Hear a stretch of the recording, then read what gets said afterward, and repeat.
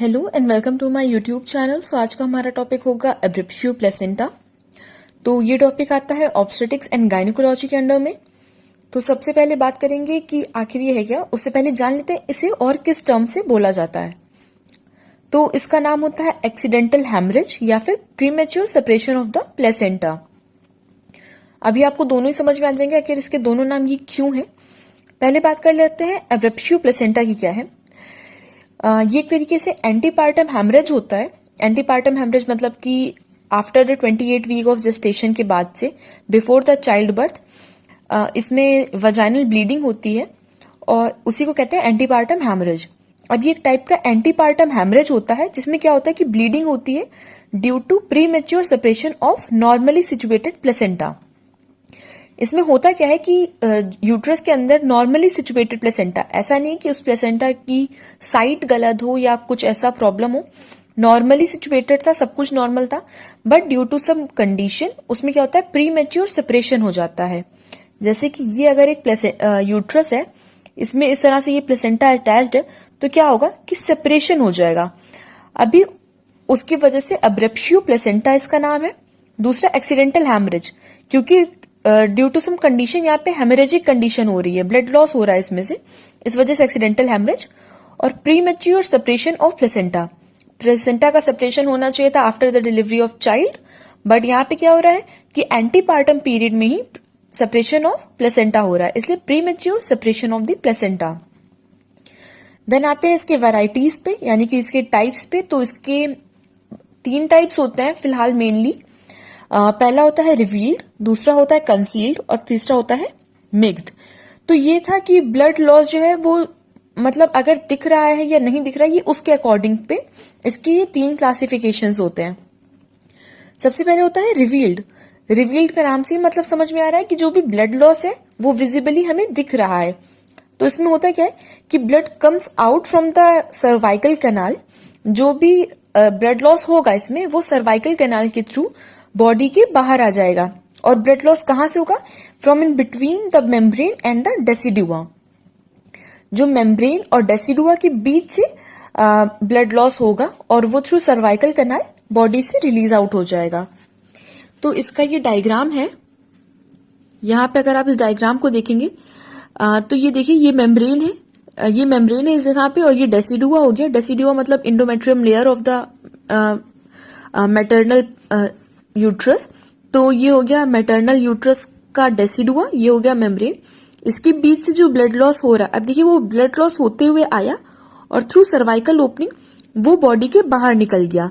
तो ये था हमारा रिवील्ड, मतलब जो भी ब्लड लॉस यहां से हुआ वो बॉडी के बाहर आ गया। नेक्स्ट हमारा आता है कंसील्ड। तो ये है इमेज कंसील्ड की। इसमें होता क्या है कि जो भी पार्ट ऑफ द ब्लड होगा वो यूट्रस के अंदर ही रहेगा और वो बाहर नहीं आ जाएगा। ठीक है, तो इसमें यही है कि जो भी ब्लड होगा वो कलेक्ट हो जाएगा in between the placenta and the uterus. ठीक है, ये प्लेसेंटा और यूट्रस के बीच में ही ये पूरा जो है वो कंसील्ड है और बाहर नहीं आ रहा through the cervical opening. Next हमारा आता है जिसको बोलते हैं मिक्स्ड टाइप। तो उसमें क्या होता है, जैसे ये मिक्स्ड टाइप है, तो मिक्स टाइप में क्या होता है कि कुछ अमाउंट ऑफ ब्लड जो है वो अंदर रह जाएगा और कुछ अमाउंट ऑफ ब्लड बाहर निकल जाएगा। इसमें मार्जिनल है, इस वजह से दिख नहीं रहा, बट इसमें एक्चुअली मिक्स टाइप में यही होता है कि कुछ अमाउंट ऑफ ब्लड जो है वो अंदर ही कंसील्ड होगा और कुछ अमाउंट ऑफ ब्लड बॉडी के बाहर आ जाएगा, मतलब कि रिवील्ड हो जाएगा। अब यहां पे देख लेते हैं एक बार इसी चीज को। रिवील्ड का मतलब था कि जो भी ब्लड है it will come out from the vaginal canal. Next आता है, और ये मोस्ट कॉमन टाइप होता है जो कि देखने को इजीली मिलता है। नेक्स्ट आता है कंसील्ड, जो कि एक्सट्रीमली रेयर टाइप होता है। बहुत कम केसेस में ऐसा होता है, देखने को मिलता है ये चीज कि जो ब्लड होता है वो कलेक्ट हो जाता है बिहाइंड द सेपरेटेड प्लेसेंटा, और मतलब जो सेपरेट हुई है प्लेसेंटा उसके पीछे ही कलेक्ट हो गया, या तो फिर मेम्ब्रेन्स और डेसिडुआ के बीच में कलेक्ट हो गया, जैसे कि आपने अभी इमेज में देखा था। नेक्स्ट आता है मिक्स्ड। तो इसमें क्या होता है, कुछ पार्ट ऑफ द ब्लड जो होता है वो कलेक्ट हो जाता है इनसाइड, यानी कि कंसील्ड में हो जाता है, और कुछ जो होता है वो एक्सपेल आउट हो जाता है, यानी कि रिवील हो जाता है।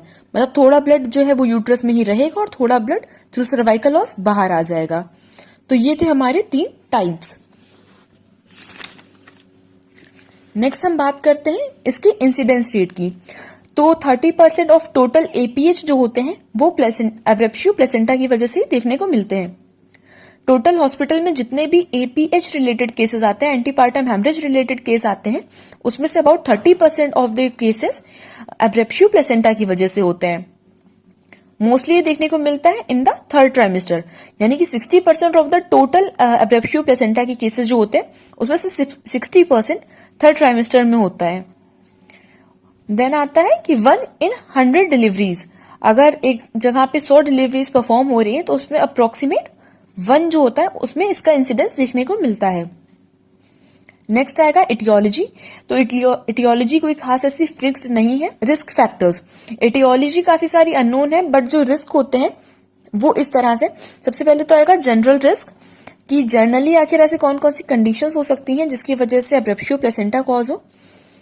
तो अगर फीमेल मल्टी ग्रेविडा है, मल्टी ग्रेविडा में भी जब उसने 5 बार चाइल्ड बर्थ किया हुआ है, 5 बार या 5 बार से ज्यादा, तो उस कंडीशन में प्लेसेंटा एब्रेप्शियो देखने को मिलता है। या फिर एडवांस एज है फीमेल की, like more than 35, poor socio economic condition है, लो न्यूट्रिशनल स्टेटस है, या फिर मैटरनल जो है वो स्मोकिंग करती है, जो मदर है वो स्मोकिंग करती है। तो ये थे हमारे जनरल फैक्टर्स जिनकी वजह से एब्रेप्शियो प्लेसेंटा कॉज हो सकता है। नेक्स्ट कुछ कंडीशंस आती है हाइपरटेंशन। अगर फीमेल को हाइपरटेंशन है तो उसमें भी एब्रेप्शियो प्लेसेंटा देखने को मिल सकता है, बिकॉज उसमें वैसोस्पाज्म होगा उसकी वजह से।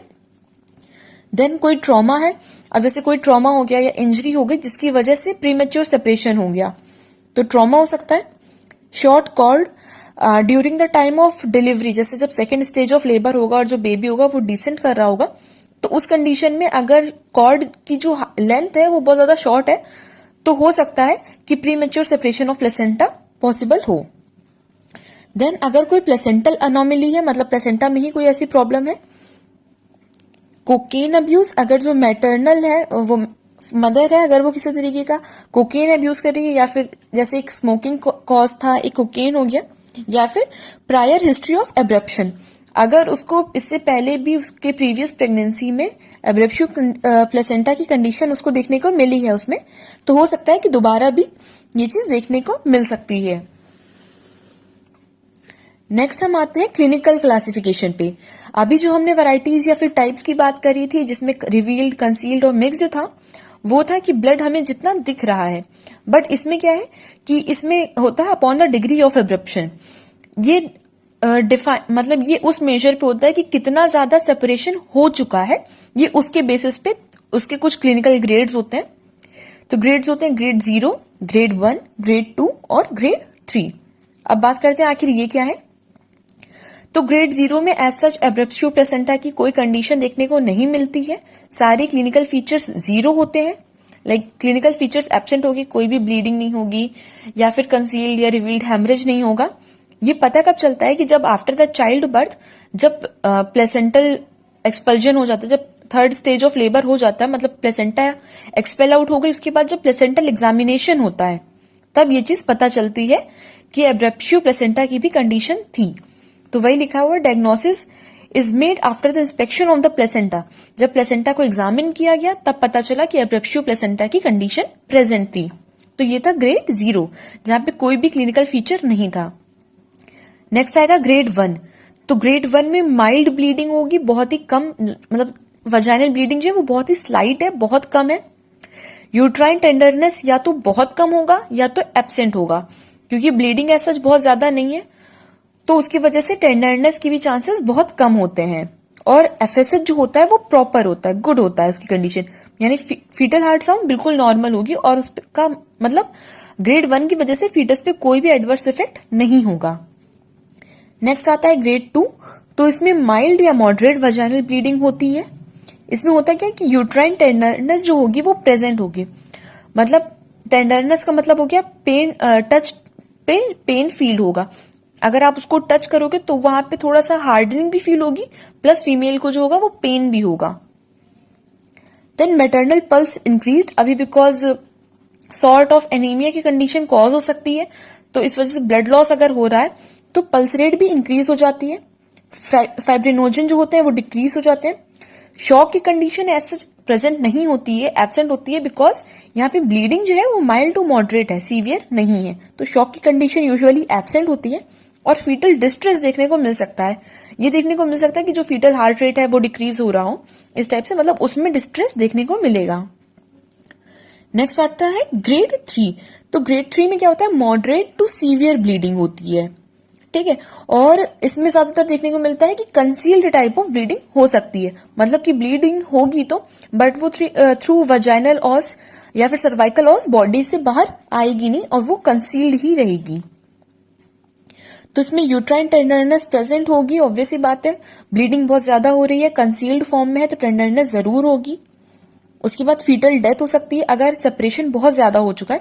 अब आप यहाँ पे समझो कि अगर सेपरेशन बहुत ज्यादा हो चुका है तो ऑब्वियस सी बात है बच्चे को proper amount of oxygen and blood nutrients वो सब नहीं मिलेगा, उसकी वजह से फीटल डेथ होने के चांसेस हाई होते हैं।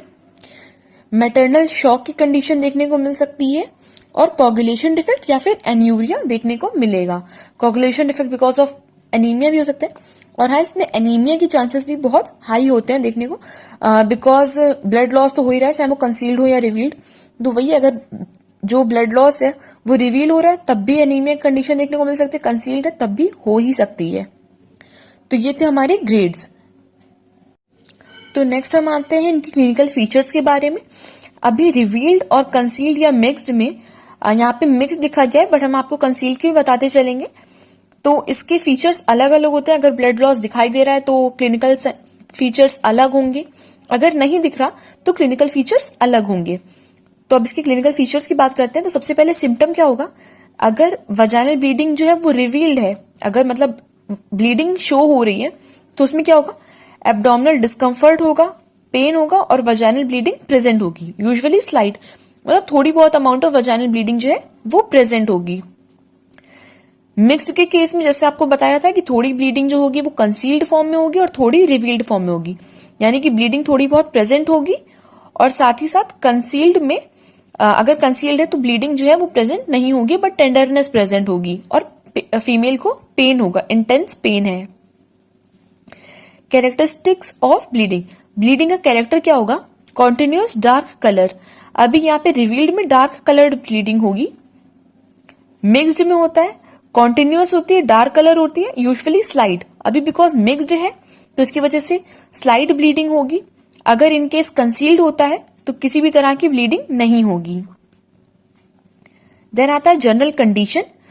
अभी अगर रिवील्ड है तो मदर की जनरल कंडीशन जितना ज्यादा ब्लीडिंग हुई है उसी पे डिपेंड करेगी, अगर ब्लीडिंग बहुत ज्यादा हुई है तो उसी हिसाब से उसकी जनरल कंडीशन होगी, यानी कि जितने ज्यादा विजिबल ब्लड लॉस है उसी हिसाब से पेशेंट की शॉक की कंडीशन या फिर जनरल कंडीशन दिखेगी। मिक्स्ड में क्या होता है, मिक्स्ड और कंसील्ड में दोनों ही में होता है कि क्योंकि दोनों में proper amount of blood loss दिख नहीं रहा है हमें, इस वजह से हो सकता है कि फीमेल शॉक में जा रही हो बट हमें पता ना चल पाए कि आखिर कितना ब्लड लॉस हुआ है।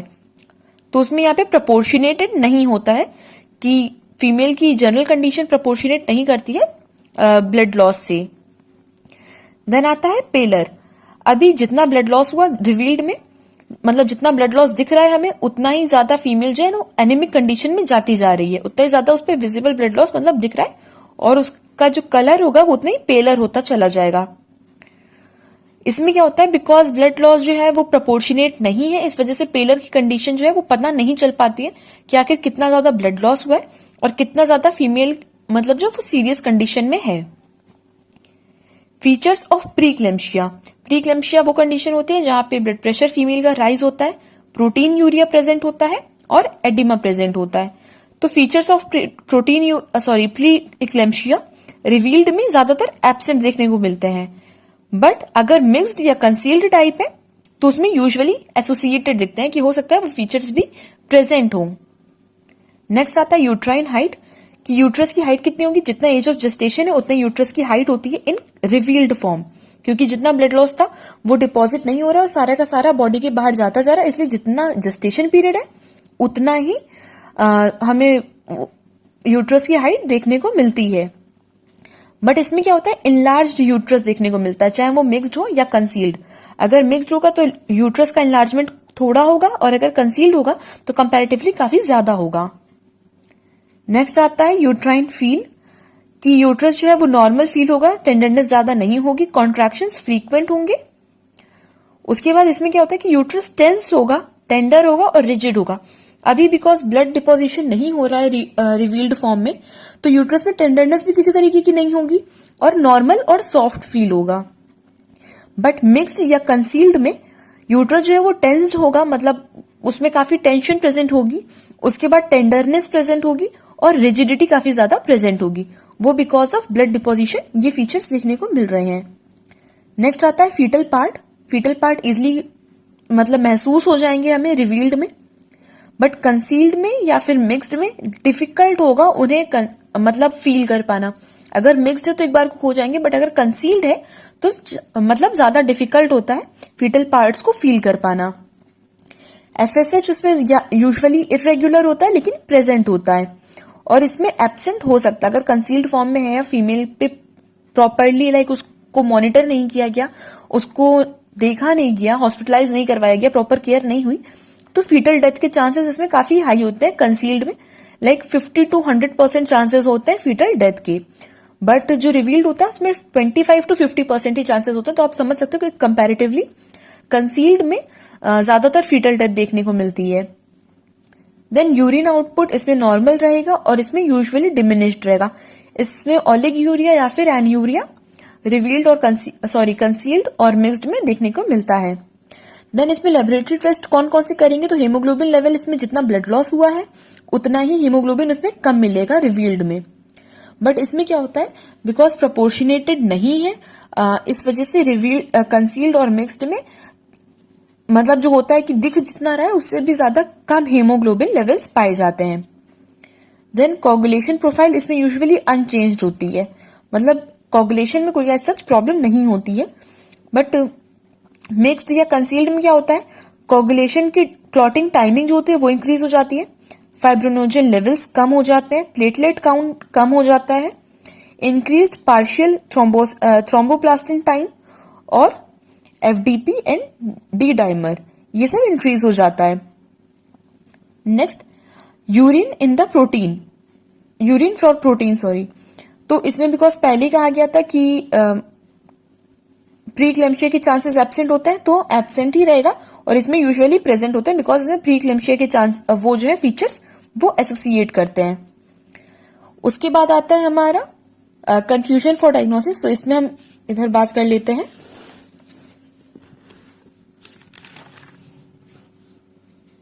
तो इसका डायग्नोसिस कैसे करेंगे, सबसे पहले अल्ट्रासाउंड, एमआरआई और ब्लड इन्वेस्टिगेशंस, इन तीन चीजों के थ्रू हमें पता चल जाएगा कि एग्जैक्टली डिजीज कंडीशन क्या है। अल्ट्रासाउंड करेंगे, एमआरआई इफ नीडेड, अगर अल्ट्रासाउंड के थ्रू पता नहीं चल रहा तो एमआरआई भी कर सकते हैं, और ब्लड इन्वेस्टिगेशन ताकि पता चले इफ कंसील्ड है या फिर रिवील्ड है। रिवील्ड है तब तो एक बार को पता चल जाएगा कि एनीमिया कितना ज्यादा हो रहा है, बट अगर कंसील्ड फॉर्म में है तो ब्लड वगैरह के लिए जानने की जरूरत होती है कि हीमोग्लोबिन लेवल कितना है, उसके बाद प्लेटलेट्स काउंट कितना है, फाइब्रोनोजन कितना है, क्लॉटिंग टाइमिंग कितनी है, ये सब के लिए। देन आता है डिफरेंशियल डायग्नोसिस, क्या क्या हो सकते हैं, लाइक जिनके सेम कैरेक्टर्स होंगे बट आफ्टर इन्वेस्टिगेशन पता चलता है कि डायग्नोसिस एक्चुअली में क्या है। तो अगर रिवील्ड फॉर्म ऑफ एब्रेप्शियो प्लेसेंटा है तो वो मैच करता है प्लेसेंटा प्रीविया से, बिकॉज प्लेसेंटा प्रीविया में भी क्या होता है कि ब्लड लॉस पर वजाइनल देखने को मिलता है जो कि स्पॉटिंग फॉर्म में होता है, यूट्राइन टेंडरनेस एब्सेंट होती है और एज सच पेन उतना ज्यादा प्रेजेंट नहीं होता है। मिक्स्ड या कंसील्ड में क्या होता है, रैप्चर्ड यूट्रस का एक साइन हो सकता है कि हो सकता है डिफरेंशियल डायग्नोसिस में रैप्चर यूट्रस हो, या फिर एक्यूट हाइड्रोएमनियोस, मतलब ये फील हो सकता है कि मे बी हाइड्रोएमनियोस की कंडीशन प्रेजेंट हो, या फिर टोनिक यूट्राइन कॉन्ट्रैक्शन, या फिर ये लग रहा हो कि टोनिक मतलब जो टोन्स में है वो यूट्राइन कॉन्ट्रैक्शन हो रहा है, इसकी वजह से टेंडरनेस और जो है वो रिजिडिटी वो प्रेजेंट है। नेक्स्ट हम बात करेंगे इसके कॉम्प्लिकेशंस के बारे में। तो मैटरनल कॉम्प्लिकेशन सबसे पहले एनीमिया होता है बिकॉज ब्लड लॉस हो रहा है, और अगर उसे प्रॉपरली मैनेज नहीं किया तो ऑब्वियस सी बात है एनीमिया और शॉक वगैरह की कंडीशन डेवलप करेगी। तो रिवील्ड में तो मेन होता है एनीमिया। देन कंसील्ड में होता है बिकॉज कंसील्ड में भी आप पता नहीं कर पा रहे हो कितना अमाउंट ऑफ ब्लड लॉस हो रहा है, इसलिए कंसील्ड में होता है हेमरेजिक कंडीशन, हेमरेज प्रेजेंट हो सकता है बिकॉज वहीं पे एक ही जगह पे ब्लड इकट्ठा होता जा रहा है, इस वजह से हो सकता है वो हेमरेज की कंडीशन दिखाए। शॉक हो सकता है, ब्लड कोगुलेशन डिस्टर्बेंस हो सकता है, उसके बाद ओलिगोयूरिया या एन्यूरिया प्रेजेंट होगा, पीपीएच यानी कि पोस्टपार्टम हेमरेज प्रेजेंट हो सकता है, और परप्यूरल सेप्सिस यानी कि with in 6 weeks of pregnancy, 6 weeks following pregnancy sepsis की कंडीशन फॉर्म हो सकती है। फीटल में मैक्सिमम हो सकता है फीटल डेथ। तो फीटल डेथ के भी चांसेस अभी हमने जैसे बताए थे कि अगर कंसील्ड फॉर्म है तो उसमें 50 to 100% चांसेस देखने को मिलते हैं फीटल डेथ के, और अगर रिवील्ड है तो 25 to 50% चांसेस देखने को मिलते हैं। बट फीटल में जो मैक्सिमम चीज होती है वो यही होती है कि फीटल डेथ, या फिर हो सकता है कि प्री मेच्योरिटी देखने को मिले, बिकॉज प्री मेच्योर सेपरेशन है। तो इन केस अगर फीटल जो है वो प्रॉपरली ग्रो हो चुका है, लाइक उसने थोड़ा बहुत जेस्टेशन पीरियड क्रॉस कर लिया, तो उसको स्टेरॉइडल थेरेपी देने के बाद उसकी डिलीवरी करवा ली जाती है, तो वो इसकी वजह से प्रीटर्म भी हो सकता है। तो ये था हमारा टॉपिक एब्रेप्शियो प्लेसेंटा के बारे में। आई होप आपको ये समझ में आया हो। If yes then please like, share and subscribe. और इस टॉपिक के नोट्स के लिए आप डिस्क्रिप्शन में जाके लिंक ले सकते हैं, वहां से आपको पीडीएफ फाइल मिल जाएगी। Till then, thank you.